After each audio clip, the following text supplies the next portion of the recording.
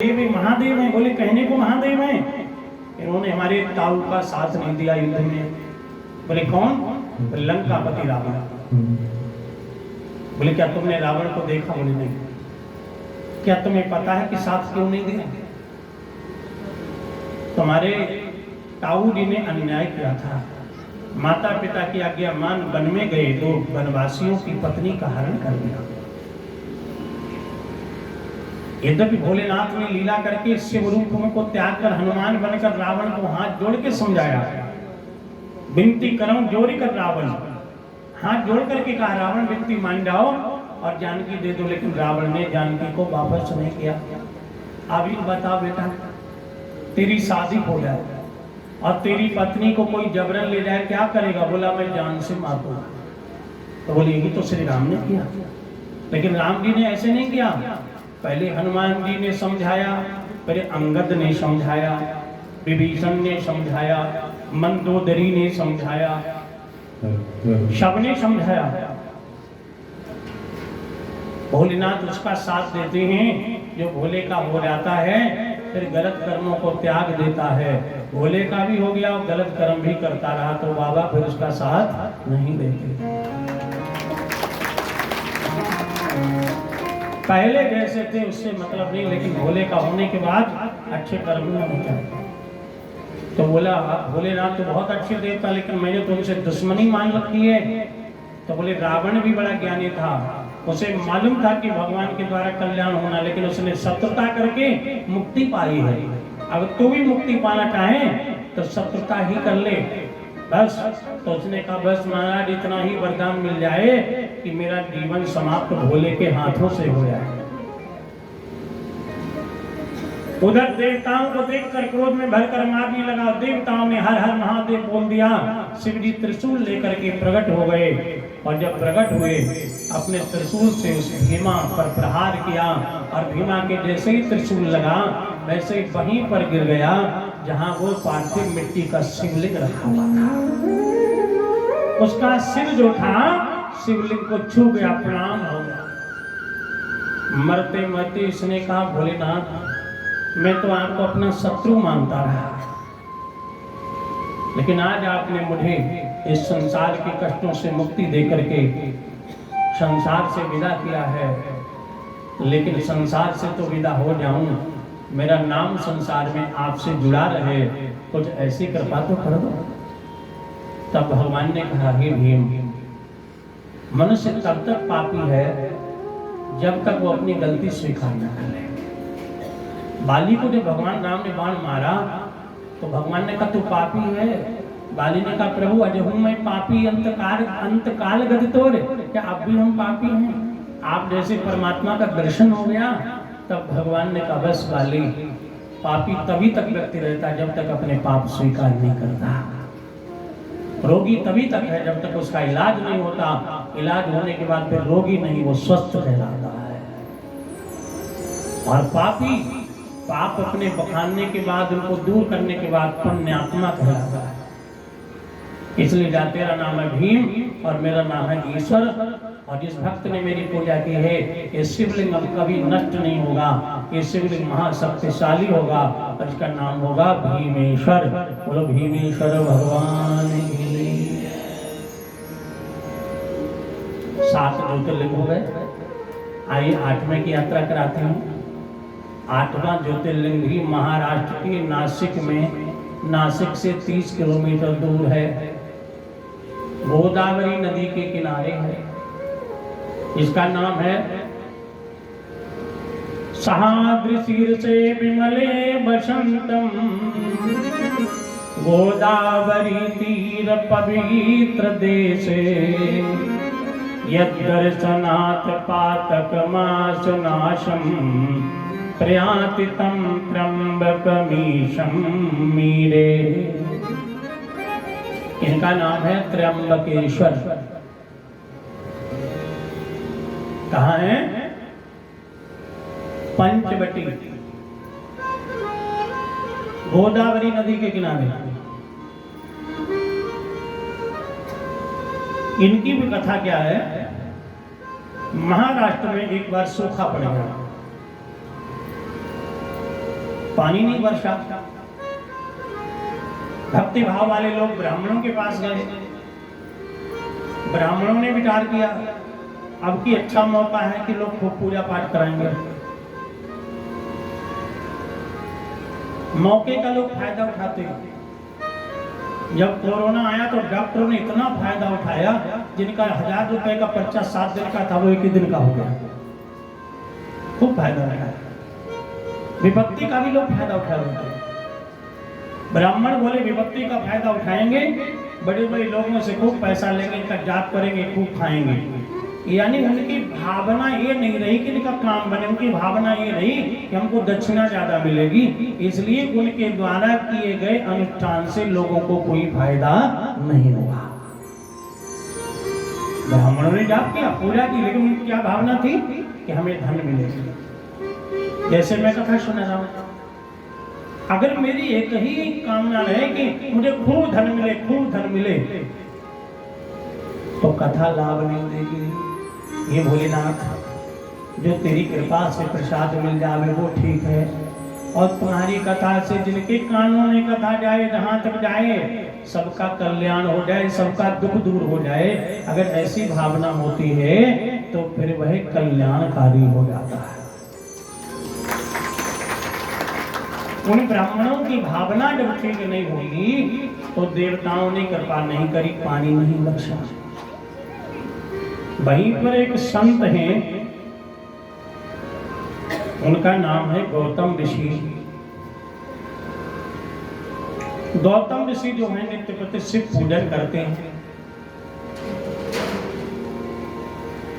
सारे के सारे लोग ब्राह्मणों से जो उपाय करा के हार गए, तो संत महिमा सुनकर संत के पास गए। संतों की महिमा बड़ी निराली है। सिद्ध संतों में जैसे सिख पंथ में गुरु तो अनेक हुए हैं, लेकिन प्रथम जो गुरु हैं गुरु नानक देव जी, इनके अंदर शक्ति प्रधान थी। भगवान सदा शिव की ही शक्ति, शिव स्वरूप थी है। कभी आप जाएंगे, उत्तराखंड में स्थान है गुरुद्वारा नानक मता, सुना होगा आपने नानक मता, नहीं हो तो जाओ, देखने लायक है। वहां पे गुरु नानक देव जी ने जो वहां जप किया था, उसकी इतनी शक्ति आई थी कि एक वहां पे और अवघड़ संत थे, वो भी सिद्ध थे, तो उन्होंने कहा कि मैं इस पेड़ को यहाँ से दूर भेज सकता हूँ, उठा सकता हूँ। वो पेड़ आज भी हैं नानक मता में।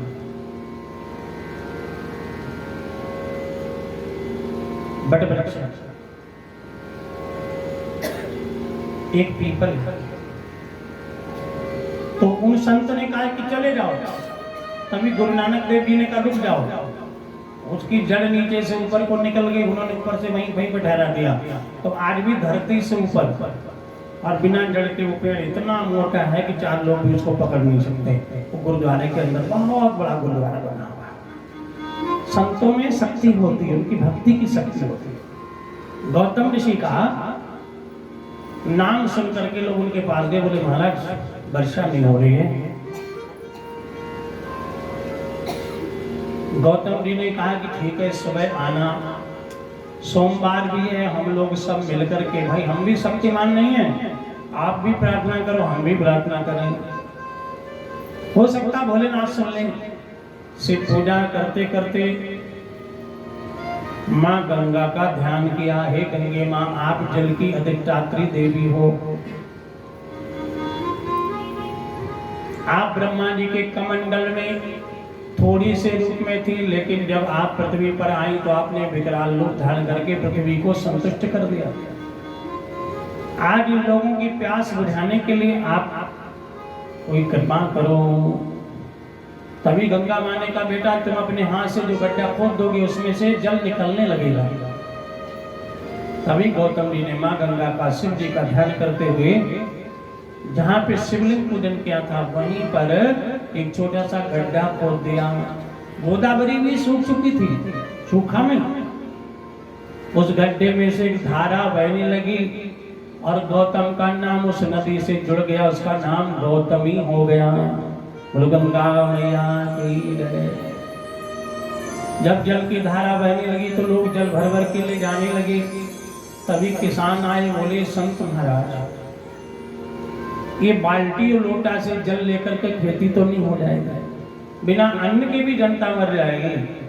अब ऐसी पूजा भोलेनाथ की करो जो वर्षा हो जाए, बारिश हो जाए।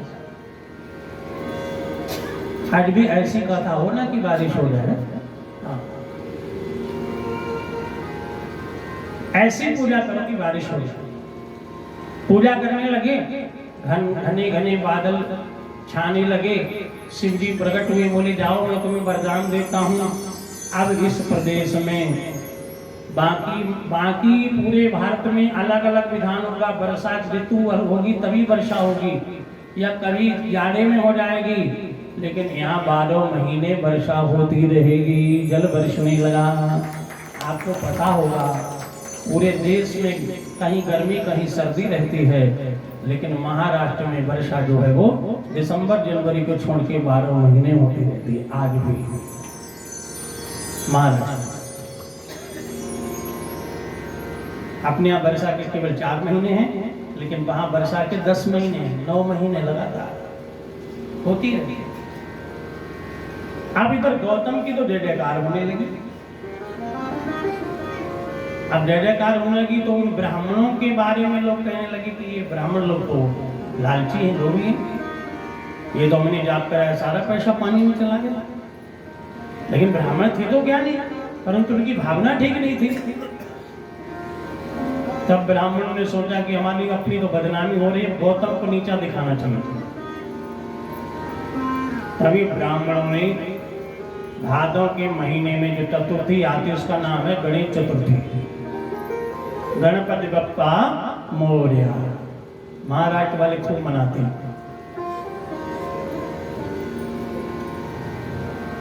गणेश चतुर्थी को विधान से साधना आराधना की और गणेश भगवान प्रकट हो गए। श्री गणेश जी ने कहा भक्तों क्या इच्छा है? बोली हमारी तो बड़ी बदनामी हो रही है, आप ऐसी हम पर कृपा करो कि गौतम की बदनामी हो जाए, उन्हें कलंक लग जाए।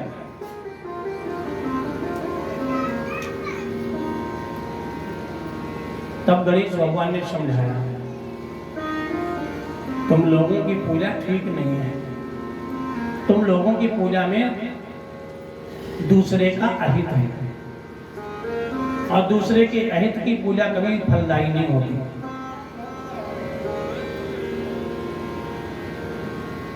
पूजा में हमेशा हित होना चाहिए। एक बार एक पति पत्नी पूजा कर रहे थे, विष्णु के भक्त थे। भगवान विष्णु ने लक्ष्मी जी से कहा देखो ये पूजा तो करते हैं, लेकिन ये हर समय दूसरों का बुरा चाहते हैं, इसलिए पूजा करते जिंदगी हो गई, इनका भला नहीं हुआ, क्योंकि कर भला तो हो भला।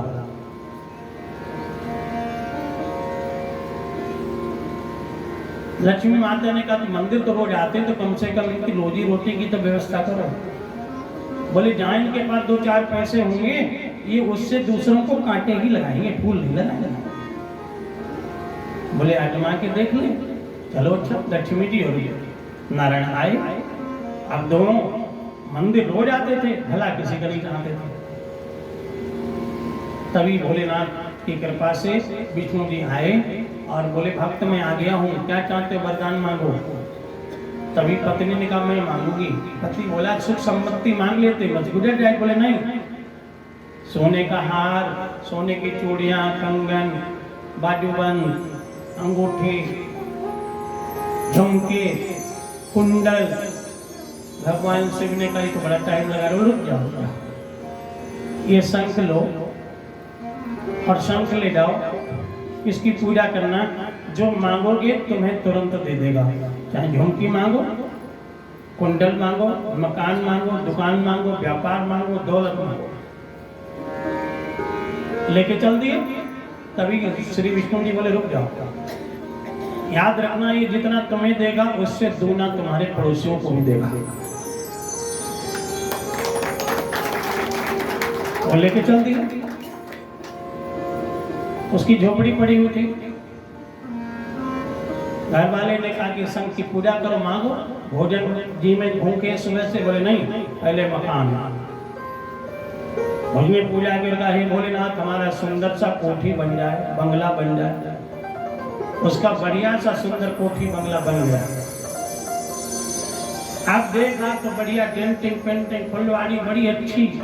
क्या लगता विश्वकर्मा ने बनाया सुदामा का वैसा ही बन गया। जय प्रभु, जय विष्णु भगवान, जय हो।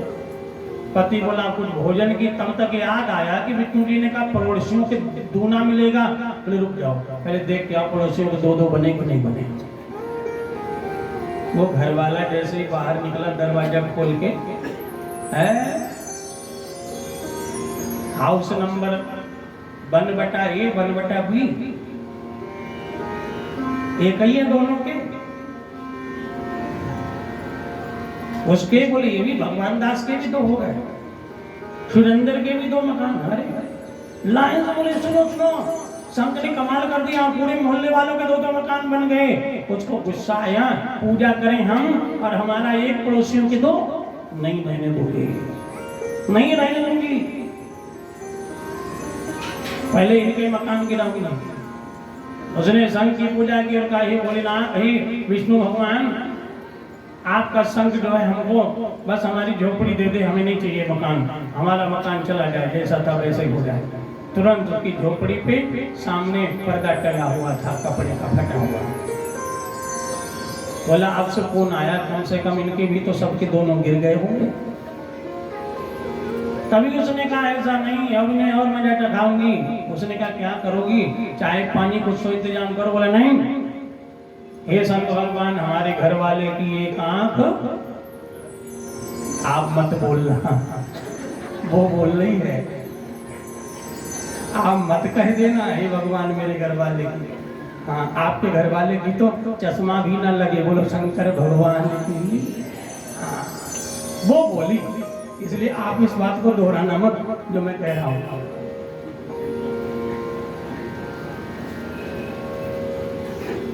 ये भोलेनाथ मेरे घर वाले की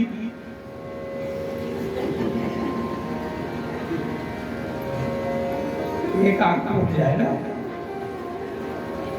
उसके घर वाले की आंख फूट गई। उसने कहा क्या किया, अरे सुनो तो आपको एक से दिख रहा। बोले हाँ, वो एक आपको तो एक से दिख रहा, पड़ोसियों की तो दोनों फूट गई होंगी ना, इसलिए फोड़ी है, वो तो अंधे ही हो गए होंगे। यहाँ देखो वहाँ पड़ोसी जो है, पड़ोसी के लिए ऐसे करता रहता, नाली भी अपनी ऐसी निकालेगा, कोना भी ऐसा बनाएगा कि इसकी गाड़ी ना मुड़ पाएगा।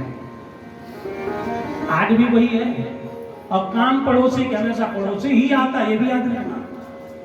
वो इंतजार करेगा जब तुम पे बहुत मुसीबत आए तब मैं तुम्हारी सहायता करूं, और जब तुम्हारा माला माल रहेगा तो देख के चलता रहेगा, और मुसीबत में पड़ोसी आके खड़ा हो जाएगा। याद रखना, मुसीबत में पड़ोसी ही काम आता है और दूसरा नहीं। ये भी सही, जितनी बड़ी मुसीबत होगी पड़ोसी नहीं मानेगा, आएगा, कितना बड़ा दुश्मन ही क्यों ना हो, मुसीबत नहीं आएगा। लेकिन उसे तुम्हारी खुशियां नहीं देखी जाती ना। फिर उसने पूजा की और कहा हे विष्णु भगवान, हमारे घर वाले की एक टांग आप मत बोलना।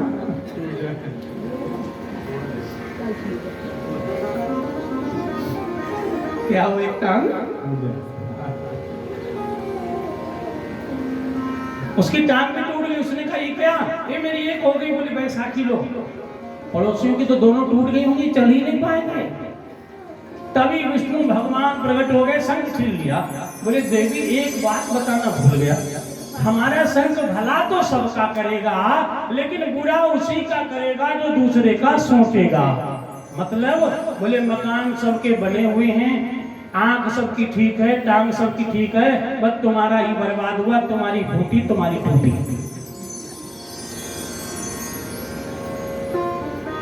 तो गणेश भगवान ने समझाया कि पूजा करो, लेकिन दूसरे का बुरा मत सोचो, वरना तुम मुंह दिखाने के लायक नहीं रहोगे। मैं भक्ति के बस हूं, मेरे भक्त जो मांगेंगे मैं दूंगा। तो ब्राह्मणों ने कहा नहीं, हमारी बड़ी बदनामी हो रही है, एक बार गौतम को कलंक लगा दो, फिर आप हमारी सुनना या मत सुनना। क्या करना है, बोले गाय बन के जाओ, और गौतम ऋषि ने धान की खेती लगवाई हुई है, पौध लगी हुई है, पौध में दाने पड़ गए हैं और गाय बन के जाना कमजोर, और गौतम ऋषि निवारण करने आएंगे। जैसे ही तुम्हें छुए गिर जाना, हम लोग वहीं छुपे होंगे, हम लोग कह देंगे गौतम जी ने गाय की हत्या कर दी। श्री गणेश भगवान भक्ति के वश होकर के गाय बन करके गए। गौतम ऋषि पहले कहते रहे गौ माता चली जाओ, हम आपको प्रतिदिन एक रोटी खिलाते हैं और खिला दिया करेंगे, फसल नष्ट हो जाएगी तो भक्त लोग कैसे लंगर पाएंगे, कैसे प्रसादी पाएंगे, ये गौ माता। लेकिन वो गाय नहीं सुन रही थी। तभी गौतम ने कोई धान का एक पौधा लिया और ऐसे किया, तैसे गाय गिरी और गाय तो मर गई। ब्राह्मण लोग छुपे हुए निकल गए, तो बोले गौतम ने गौ हत्या कर दी, गौतम ने गौ हत्या, पूरी इलाके में फैल गई बात। लोगों ने गौतम के आश्रम पे जाना बंद कर दिया, बोले महात्मा तो हत्यारा है। लेकिन गौतम को पता है हमने गौ माता को मारा ही नहीं, ये सब उनके कर्म का फल था।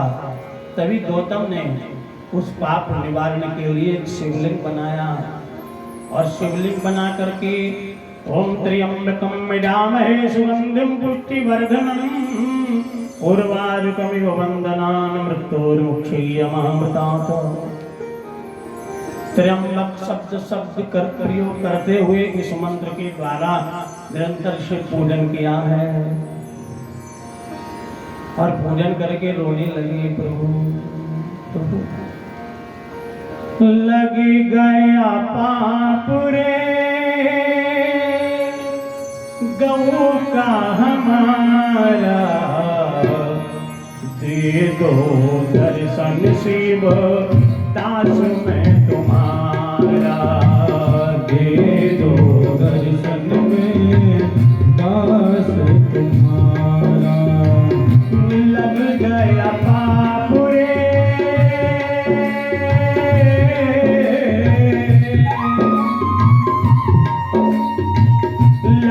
गया पाप रे गौ को हमारा, दे दो दर्शन स्वामी दास में तुम्हारा, दे दो दर्शन स्वामी दास में तुम्हारा।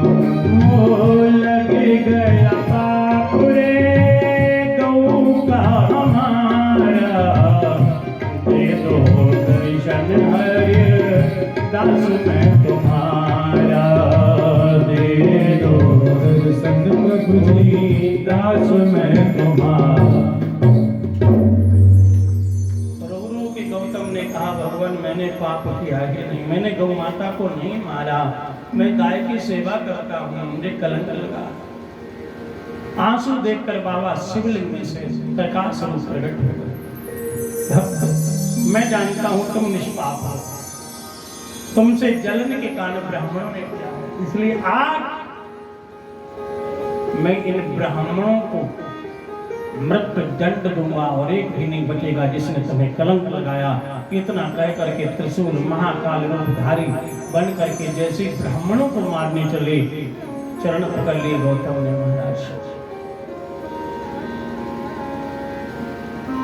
किसी पापी को मारने से पाप नष्ट नहीं होता। मारना है तो उनके अंदर बैठे हुए ईर्ष्या और पाप को मार दीजिए, वो अपने आप अच्छे हो जाएंगे। मारना है तो बुराई को मारो, बुरे व्यक्ति को मारने से बुराई नष्ट नहीं होगी, दूसरे में वो आ जाएंगे। इधर ब्राह्मणों को पता चला कि भगवान महाकाल बन करके मुझे मारने के लिए आ रहे हैं, और जैसे ही उनके क्रोध से उनका शरीर तपने लगा, सब बीमार हो गए, गिरते पड़ते दौड़ते सब वहीं पहुंचे जहां पर गौतम ऋषि गोदावरी नदी के किनारे शिवलिंग की पूजा कर रहे थे। भोलेनाथ की बड़ी बड़ी आंखें क्रोध में भरे हुए ब्राह्मणों को भस्म करना ही चाह रहे थे। गौतम ने चरण पकड़ लिए, इन पर कृपा करो, इनके मन में ऐसी भावना भरो, आज के बाद ये जो भी पूजा करें, जो भी पाठ करें, इनसे वचन ले लो, उस पूजा में किसी का बुरा ना हो, सबका भला हो, सबका कल्याण हो। एक भी माला जपें तो भगवान से मांगी, हे भगवान जितने भी तेरे भक्त हैं वो सब सुखी रहें।